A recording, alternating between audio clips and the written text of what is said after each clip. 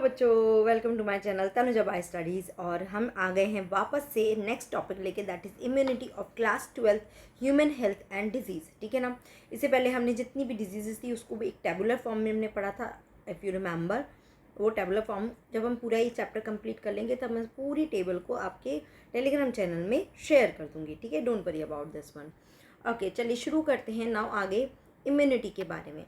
ना पहला ही क्वेश्चन आ जाता है, what do you mean by immunity. Immunity क्या कि लड़ने की capacity to fight with to have a capacity to fight with the disease causing germs. Okay, आपको मालूम भी नहीं है हमारे चारों तरफ कितने बहुत सारे जर्म्स रहते हैं।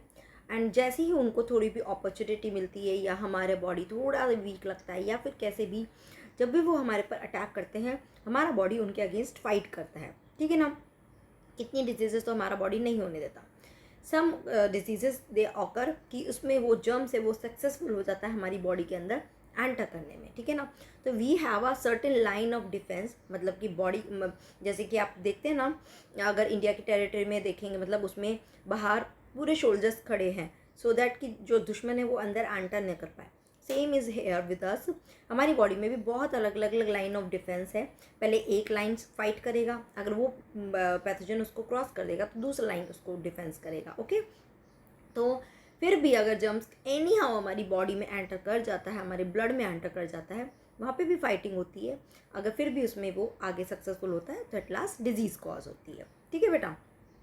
तो चलिए यहाँ पे देखते हैं कि इम्यूनिटी कैसे कैसे हमारी बॉडी इम्यूनिटी शो करती है। So every day we are exposed to a large number of infectious agents. However, only a few of these exposures results in disease. Why? This is due to the fact that body is able to defend itself from most of these foreign agents. This overall ability of host to fight the disease causing organism conferred by the immune system is called immunity. है ना? The ability to fight with the disease causing organism is called immunity. ना immunity दो तरह की होती है, one is called the innate immunity, second is acquired. Innate immunity क्या होती है? इट इज़ बाय बर्थ, हम इसे गेन नहीं करते हैं। जब भी हमारा बर्थ होता है हम उस साथ में लेकर आते हैं ये वाली इम्यूनिटी। कौन कौन सी है? First, innate immunity is non specific. Okay, जो भी आएगा उसके अगेंस्ट फाइट करेंगे। ऐसा नहीं है कि किस पर्टिकुलर के लिए ही वो बने हैं, पर्टिकुलर जर्म्स के लिए बने, नो, हर किसी के लिए। That is present at the time of birth. This is accomplished by providing three different type of barriers to the entry of foreign agents into our body. है ना। हम एक तरह से बैरियर यहाँ पे सामने लगा देते हैं so that कि वो एंटर ना करें। Innate immunity consists of 4 type of barrier. तो सबसे पहला बैरियर जो होता है, सबसे पहला, ये सब किस में आ रहे हैं? फर्स्ट लाइन ऑफ डिफेंस में आ रहे हैं, ध्यान रखना। हाँ, तो पहला बैरियर है that is a physical barrier, मतलब कि कोई ऐसी स्ट्रक्चर जो फिजिकली है और प्रेजेंट है सामने और जर्म्स उसको क्रॉस नहीं कर पा रहा है। तो स्किन और our body is the main barrier which prevent entry of micro organism. Mucus coating of the epithelium lining like respiratory tract में, gastrointestinal, urogenital, they also help in trapping the microbes entering our body. है ना, कि by chance अभी breathing के through मान लो कोई germs हमारे रेस्पिरेटरी ट्रैक्ट में चला गया तो वहाँ पे क्या होती है? म्यूकस की लाइनिंग होती है जो उनको ट्रैप कर लेती है और अल्टीमेटली हमारी बॉडी के अंदर जाने से प्रिवेंट करती है। तो ये सब क्या है? फिजिकल चीज़ें हैं जो किसी चीज़ को पकड़ रहे हैं, बाइंड कर रहे हैं, ट्रैप कर रहे हैं, those comes under physical barrier. तो क्या क्या हो गया? पहला हो गया स्किन, दूसरा हो गया म्यूकस। नेक्स्ट बात करते हैं फिजियोलॉजिकल बैरियर। फिजियोलॉजिकल बैरियर मतलब कि कोई केमिकल की पॉइंट ऑफ व्यू से बात कर रहे हैं, it is not any physical structure. So like acid in are stomach, अगर खाने के साथ हमारे बैक्टीरिया गए, जो हार्मफुल बैक्टीरिया हमारे स्टमक में चले गए, तो स्टमक में होता है HCl। क्या होता है स्टमक में? HCl। ये HCl एसिडिक नेचर का है ऑब्वियसली, राइट। तो ये सब बैक्टीरिया को किल कर देता है। सलाइवा इन माउथ, हमारे माउथ में अगर जर्म्स जा रहे हैं, if I am speaking, I am opening my mouth, that time also germs are entering. ठीक है, we are surrounded by n number of microbes and continuously they are entering into our body and continuously they are attacking on our body and continuously हमारी body भी उसके against fight करती रहती है। ठीक है, तो saliva in mouth, tear from eyes, अगर आइज में कोई जर्म्स जाता है तो हमारी टीयरिंग शुरू होती है। टीयर के थ्रू या तो वो वाइप आउट हो जाते हैं, एंड दूसरी चीज़, टीयर के अंदर एक एंजाइम होता है जिसको हम बोलते हैं लाइसोजाइम। ओके, तो ये भी उन जर्म्स को किल कर देता है। अब चाहे यहाँ पे लिख सकते हैं, kill germs. Okay, then they all prevent the microbial growth. Next आ जाता है सेल्यूलर बैरियर। अब समहाउ ये दो बैरियर्स को क्रॉस करके अंदर गए तो फिर सर्टेन टाइप ऑफ सेल्स होती हैं, जैसे कि ल्यूकोसाइट क्या है, WBC of body of our body like polymorphonuclear leukocyte PMNL, okay, जिसको हम दूसरा नाम भी बोलते हैं न्यूट्रोफिल। ध्यान रखना, न्यूट्रोफिल का दूसरा नाम ही बोला है polymorphonuclear leucocyte.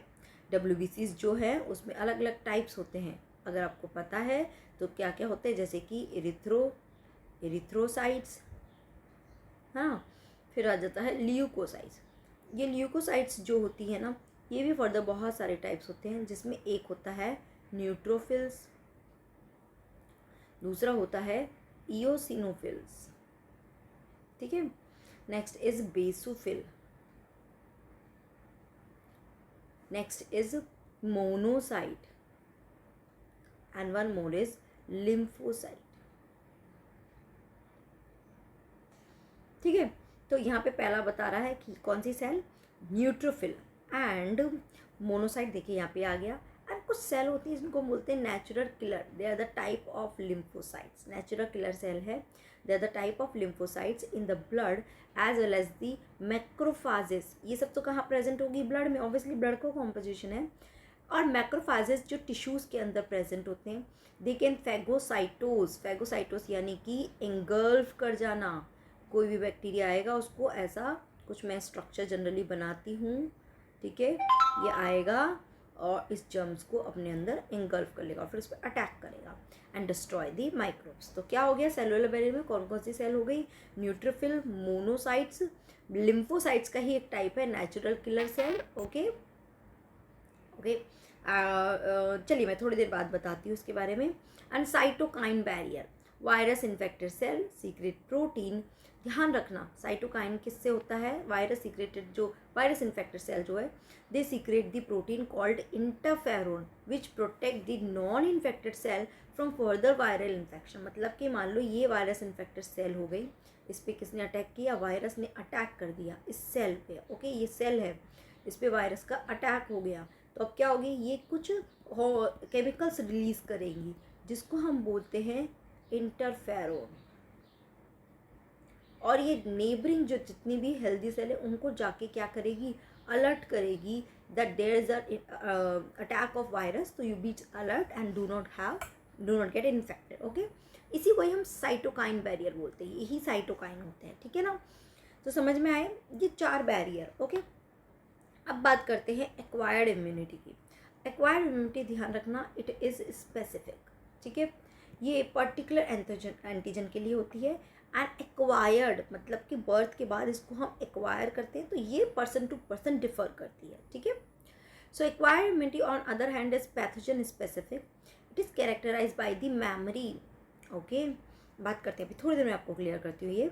This means that our body when it encounter a pathogen for the first time produce a response called primary response. 2 तरह के रिस्पॉन्स क्रिएट होते हैं। किसी एंटीजन ने मान लो हमारे बॉडी पे अटैक किया, तो हमने जो भी रिस्पॉन्स उसके लिए करा that is the primary response, हम रिकवर हो गए, हम ठीक हो गए। फिर अगेन कुछ टाइम बाद उसी पैथोजन, सेम पैथोजन ने हमारी बॉडी के ऊपर अटैक किया, तो हमारी बॉडी उसके लिए जो रिस्पॉन्स क्रिएट करेगी that will be secondary response.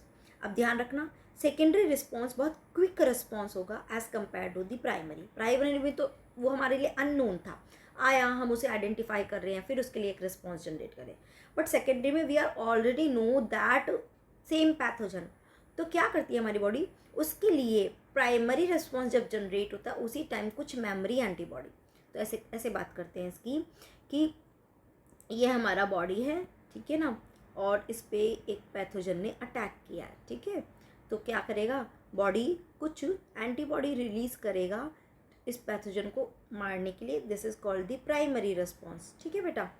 अब क्या होगा, मान लो सेकेंड टाइम यही पैथोजन अटैक कर रहा है, सेम पैथोजन क्या कर रहा है, सेम पैथोजन। तो जब प्राइमरी रिस्पॉन्स में एंटीबॉडी बनती है ना, इसमें से कुछ एंटीबॉडी को ये अपने पास स्टोर करके रखता है, जिसको हम बोलते हैं मेमोरी एंटीबॉडी। क्या करता है, इनको स्टोर करके रख लेता है। जब सेकेंडरी पैथोजन आता है ना, ये एंटीबॉडी अपनी स्टोर्ड मेमोरी एंटीबॉडीज़ को निकालता है और उसे किल कर देता है, ठीक है ना।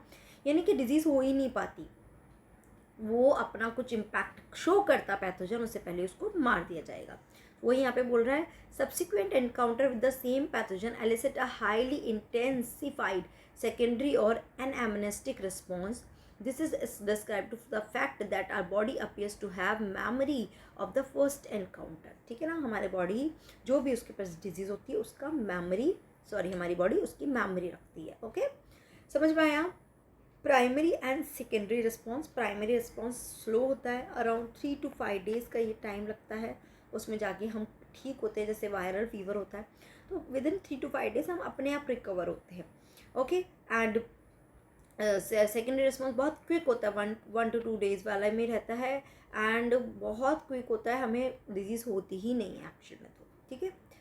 Primary and secondary immune response are carried out with the help of two special type of lymphocytes, okay, which are present in our blood, okay। कौन सी? B lymphocyte and T lymphocyte। कौन सी है? दो तरह की lymphocyte है, B lymphocyte and T lymphocyte। B lymphocyte के लिए क्या बोल रहा है? B lymphocyte produce an army of protein in response to pathogen into our blood to fight with them। जैसे ही कोई एंटीजन आता है, बी लिम्फोसाइट हमारी एक आर्मी बना देती है। Army of what? Army of antibodies. Antibodies की एक आर्मी खड़ी कर देती है जो उनसे फाइट करती है।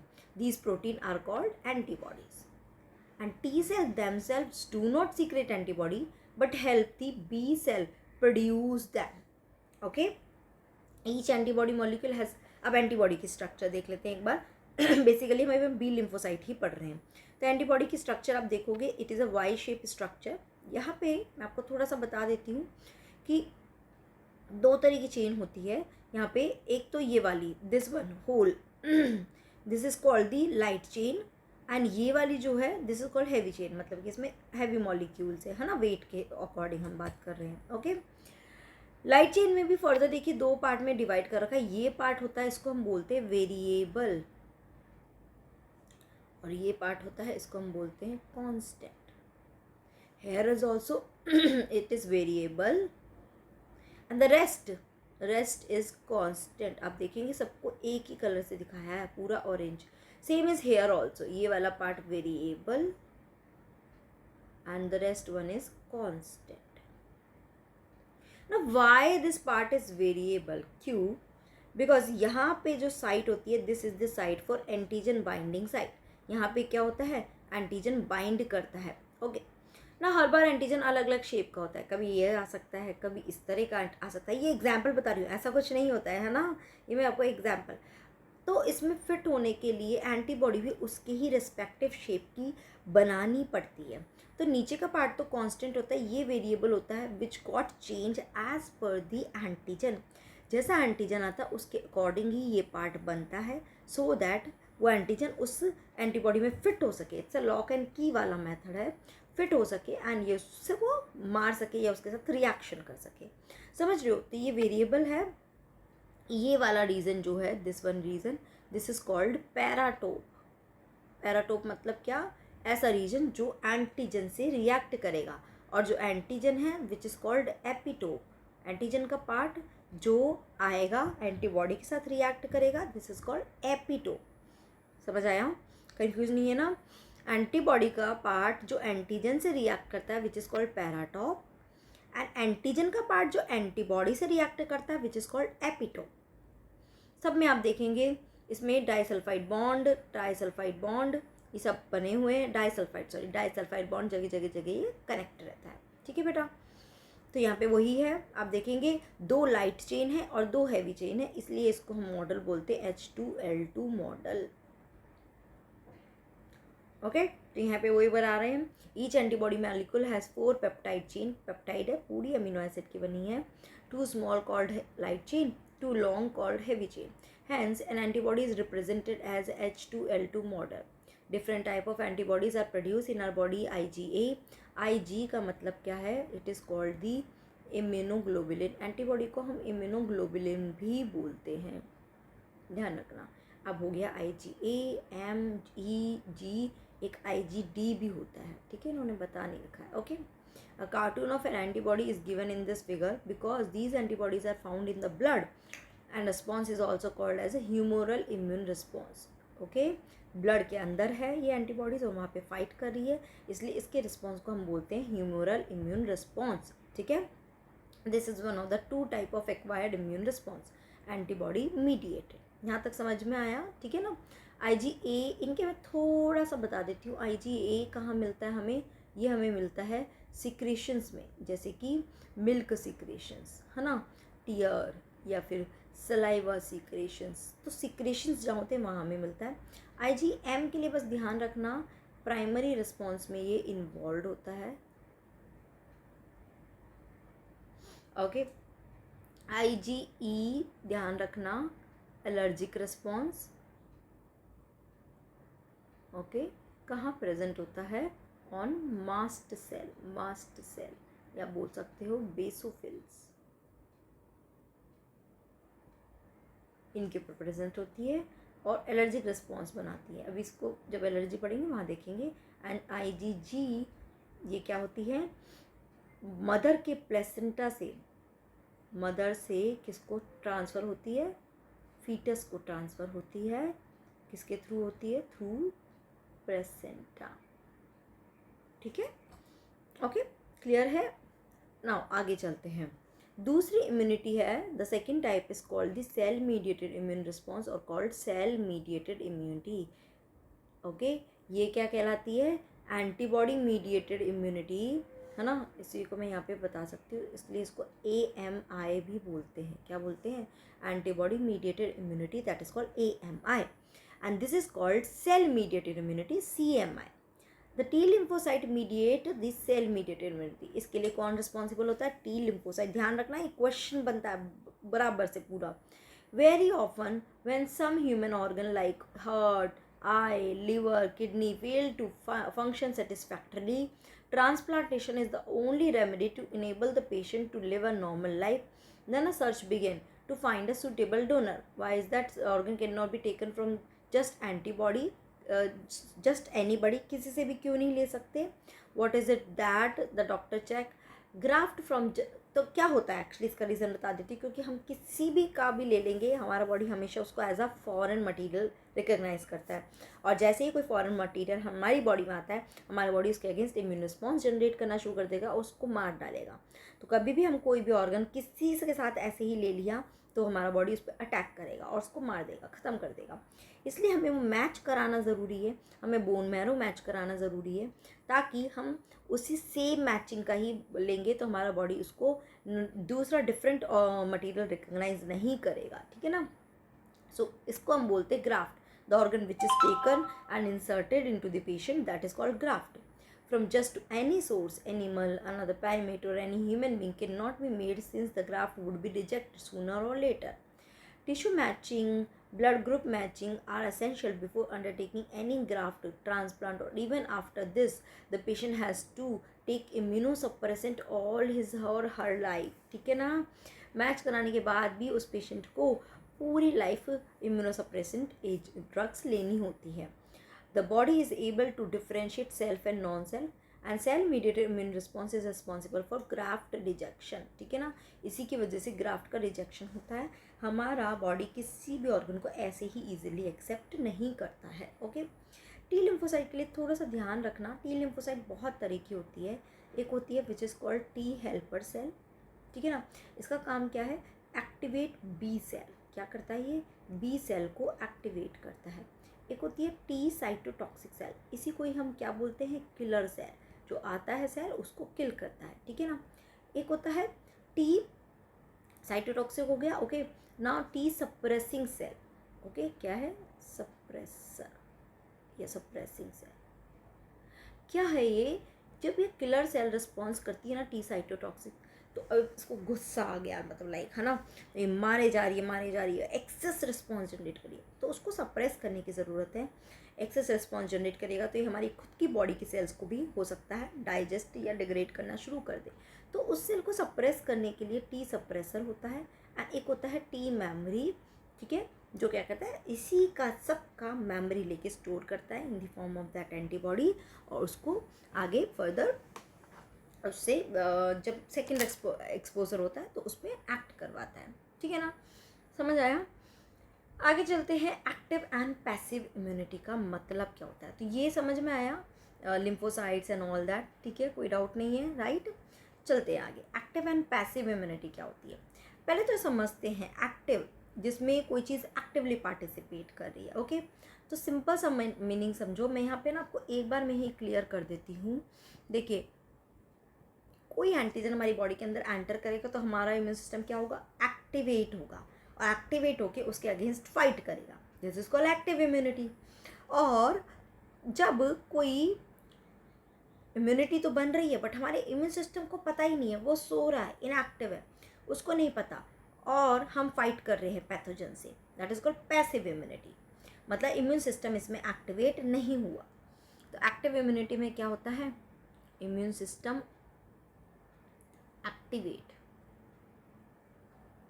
एंड पैसिव में इम्यून सिस्टम इनएक्टिवेट। चलिए देखते हैं, एक्टिवेट फर्दर दो तरह की होती है, एक होता है नेचुरल एंड दूसरा होता है आर्टिफिशियल, ठीक है।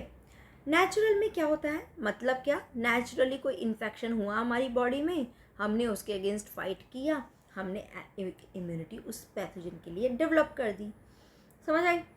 आर्टिफिशियल में हमने क्या किया, हमने प्री फॉर्म तो नहीं बोलेंगे, हमने क्या किया, वीक पैथोजन हमारी बॉडी के अंदर डाला, मतलब कॉजिंग एजेंट को ही, जर्म को ही हमारी बॉडी में डाला, फिर हमारा बॉडी एक्टिवेट होगा, उसके अगेंस्ट फाइट करेगा और इम्यूनिटी डेवलप करेगा, ठीक है। बट हम पैथोजन इतना वीक करके डालते हैं कि वो बस हमारे इम्यून सिस्टम को ट्रिगर करेगा, डिजीज़ कॉज नहीं कर पाएगा, और बहुत कम कॉन्सेंट्रेशन में डालते हैं, ठीक है। This whole is known as vaccination, है ना, इसी को ही तो हम वैक्सीनेशन बोलते हैं। तो आप देखते हैं वैक्सीन होने के बाद एक दो दिन आपको थोड़ा फेवरिश लग रहा है, क्योंकि हमारा बॉडी वो सिम्टम थोड़े तो क्रिएट कर रहा है, हमारा बॉडी उसके अगेंस्ट फाइट कर रहा है, एंड देन दिस विल आकर, तो this is called artificial immunity, जिसको हम इम्यूनाइजेशन भी बोलते हैं। क्या बोलते हैं, इम्यूनाइजेशन। अब बात कर लेते हैं पैसिव के लिए। तो देखो भाई, पैसिव भी अगेन दो तरह का होगा, वन होगा natural, another one is artificial. अब नेचुरली पैसिव क्या होता है, ध्यान रखना, पैसिव मतलब क्या, प्री फॉर्म्ड एंटीबॉडीज हमारी बॉडी में डाल दी, बनी बनाई डाल दी, हमारी बॉडी को जनरेट करने की ज़रूरत नहीं है वो एंटीबॉडी, हमने बनी बनाई एंटीबॉडी डाल दी। और उसमें एग्जाम्पल नेचुरल में क्या होता है, मदर टू फीटस, जो एंटीबॉडीज़ बनी बनाई ही डल जाती है, एंटीबॉडीज़ जाती हैं बनी बनाई, कैसे जाती है, या तो प्लेसेंटा के थ्रू जाती है, जैसे कि IgE बोला मैंने, या फिर मिल्क के थ्रू जाती है, जैसे IgA जाती है। तो बनी बनाई एंटीबॉडी मिल रही है, फीटस का बॉडी इसके लिए एक्टिवेट नहीं हो रहा है, उसके immune system, that is called the natural. अब आर्टिफिशियल में मतलब क्या, कि प्री फॉर्म्ड एंटीबॉडीज़ हमने आर्टिफिशियली कहाँ से, मार्केट से, किसके फॉर्म में, टैबलेट की फॉर्म में हमने ली और खा ली, या फिर इंजेक्शन की फॉर्म में हमने ली और खा ली। तो इसमें एग्जाम्पल क्या आ जाता है, या एक तो जितनी भी एंटीबायोटिक्स होती हैं दे कम अंडर दैट एग्जाम्पल, या फिर अब स्नेक बाइटिंग, ठीक है ना, स्नेक बाइट, ओके, या फिर टिटेनस। देखिए ये वाली चीज़ें हैं, ये वाली जो डिजीज़ है स्नेक बाइट, इसमें हम टाइम नहीं ले सकते कि हमारा बॉडी एक्टिवेट होगा, हमारा इम्यून सिस्टम फिर वो एंटीबॉडीज़ बनाएगा इसके अगेंस्ट और फाइट करेगा, this will take 3 to 5 days। तो स्नेक बाइटिंग में तो वी नीड इमीडिएट ट्रीटमेंट, है ना, उसमें हम टाइम नहीं लगा सकते, तो वहाँ पे हम एक्टिव इम्यूनिटी नहीं करा सकते, तो उसमें हमें जाना पड़ता है आर्टिफिशियल पैसिव इम्यूनिटी, जिसमें हम प्री एंटीबॉडी के इंजेक्शन डायरेक्ट डाल देते हैं, वो बनी बनाई एंटीबॉडीज जाती है और सीधा उस एंटीजन से रिएक्ट करती है और उन्हें मार डालती है। तो this is the example of passive artificial immunity. समझ में आया, चलिए अब इसको ही पढ़ लेते हैं, समझ लेते हैं। So when a host is exposed to antigen, which may be in the form of living or dead microbes or other protein or antibodies are produced in the host body, this type of immunity is called active immunity. Active immunity is slow and takes time to give its full effective response. ध्यान रखना, slow होती है, उसको activate होना है, फिर वो produce करेगा, तो that will take time ना। Injecting the microbes deliberately during immunization or infection, organism gaining access into the body during natural infection induce the active immunity. दोनों चीज़ों को बोलती कि इम्यूनाइजेशन में भी या नेचुरल इन्फेक्शन दोनों में हमारी इम्यूनिटी एक्टिव होती है. When ready-made antibodies are directly given to protect the body against foreign agents, it is called passive immunity. Do you know why mother milk is considered very essential for the newborn infant? जो yellow fluid होता है colostrum, ये first milk होता है and which is very beneficial. इसमें बहुत सारी antibodies and specially IgA होती है, ठीक है ना. तो secrete by mother during the initial days of lactation has abundant antibody IgA to protect the infant. The foetus also receive some antibody from the mother through the placenta during pregnancy. कौन सी वाली लेता है? IgG लेता है. These are the certain example of passive immunity. समझ आया? अब बात करते हैं vaccination and immunisation. The principle of immunization and vaccination is based on the property of memory of immune system. In vaccination, a preparation of antigenic protein of pathogen or inactivated or weakened pathogens are introduced into the body. ठीक है, pathogen को week करके और फिर body के अंदर डाला जाता है. The antibodies produced in the body against these antigen would neutralize the pathogenic agent during the actual infection. ठीक है, अभी तो उसने किल कर दिया, अब उसने क्या कर दिया? मेमोरी एंटीबॉडी बना के रख दिया. अब एक्चुअल में वाला एक्चुअल वाला अगर पैथोजन सेकेंड टाइम अटैक करेगा तो इसके अगेंस्ट ऑलरेडी हमारी बॉडी में एंटीबॉडीज़ बनी हुई है. किसके थ्रू? इम्यूनाइजेशन, ये वैक्सीनेशन के थ्रू. ये जाएगा और सीधा फाइट कर देगा. तो उन एक्चुअल में जो कॉज मतलब अटैक कर रहा है उससे डिजीज़ कॉज नहीं हो पाएगी. ठीक है ना, वो ये बोल रहा है. The vaccines also generate memory B and T cell that recognize the pathogen quickly on subsequent exposure, मतलब same exposure दोबारा, and overwhelm the invaders with a massive production of antibody. और फिर बहुत massive antibodies produce होती है कि उस disease को cause ही नहीं होने देते हैं. If a person is infected with some deadly microbes to which quick immune response is required, as in tetanus, we need to directly inject the preform antibodies or antitoxin. मतलब कि tetanus जो toxin create कर रहा है उसके against का antitoxin वो डालो या एंटीबॉडीज डालो. A preparation containing antibody to the toxin. Even in cases of snake bite, the injection which is given to the patient contain pre form antibodies against the snake venom. This type of immunisation is called passive immunisation. ठीक है ना. RDNA technology recombinant DNA technology has allowed the production of antigenic polypeptide of pathogen in bacteria और yeast. इसको हम कैसे produce करते हैं? Bacteria और ईस्ट के अंदर हम लार्ज अमाउंट में पहले तो ये एंटीजन डालते हैं और उसके अगेंस्ट में जो भी रिस्पॉन्स जनरेट हो रहा है उसके थ्रू हम बहुत सारा प्रोडक्ट आइसोलेट करते हैं, यानी वैक्सीन बनाते हैं. वैक्सीन या फिर प्री फॉर्म एंटीबॉडीज़ जो. So vaccine produced using this approach allow large scale production and hence greater availability for immunization. That is hepatitis B vaccine produced from yeast. ध्यान रखना, hepatitis B vaccine किससे produce की जाती है? East से produce की जाती है. ठीक है ना बेटा, क्लियर है यहाँ तक? ठीक है, चलिए बाकी का हम इम्यून सिस्टम, ये लिम्फॉइड ऑर्गन, सब कुछ नेक्स्ट क्लास में देखेंगे. कोशिश करेंगे एड्स को भी इसी में ही कवर अप करने के लिए. ठीक है, यहाँ तक के लिए पढ़ते रहिए. कोई भी डाउट आएगा तो मुझे ज़रूर से बताना. चलिए टेक केयर, बाय.